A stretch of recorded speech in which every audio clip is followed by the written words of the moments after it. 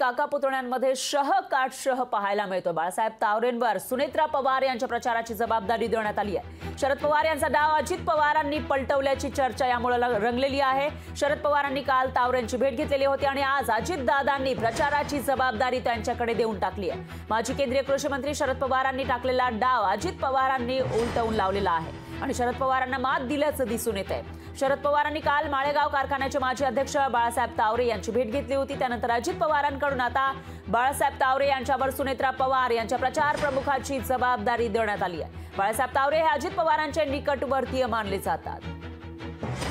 या विषयात माहितीसाठी आपले प्रतिनिधी विकास हे आपल्यासोबत जोडले गेले आहेत। विकास कोकरे, विकास काय सांगाल? बारामतीमध्ये काका पुतण्यामध्ये काटशह पाहायला मिळतो आणि त्याचा हा पुढचा अध्याय नेमकं काय घडलंय?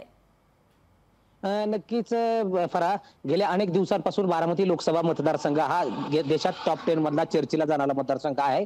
याच मतदारसंघावरती अनेक वर्षापासून पवार कुटुंबियांचं कुठेतरी एक हाती वर्चस्व असल्याचं आपल्याला पाहायला मिळालंय। तर दुसरीकडे आता पवार कुटुंबियामध्ये उभी फूट पडल्यानंतर अजित पवारांनी एक वेगळी भूमिका घेतली आणि अजित पवार हे भाजपसोबत सामील झाले।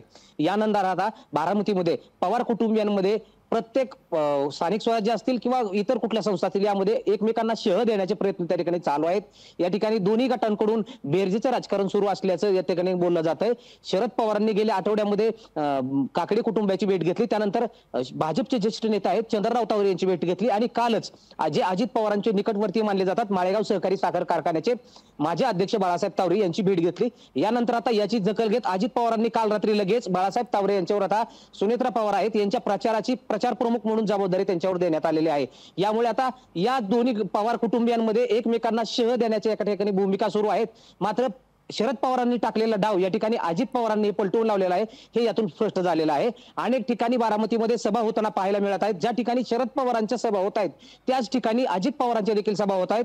यामुळे आता बारामती लोकसभेमध्ये नक्की सुप्रिया सुळेंच्या पाठीमागे जनता किंवा बारामतीकर हे उभे राहत आहेत की सुनेत्रा पवारांच्या पाठीमागे बारामतीकर उभे राहत आहेत हे पाहणं महत्त्वाचं ठरणार आहे। एक प्रकारे स्पर्धा या दोघांमध्ये लागल्याचं दिसतंय। आता फायनल रिझल्ट नेमका काय येणार याकडे सगळ्यांचं लक्ष आहे। दरम्यान धन्यवाद तुम्ही दिलेल्या या सविस्तर माहितीसाठी। लोकशाही मराठी ऐका, पहा, जागरूक रहा।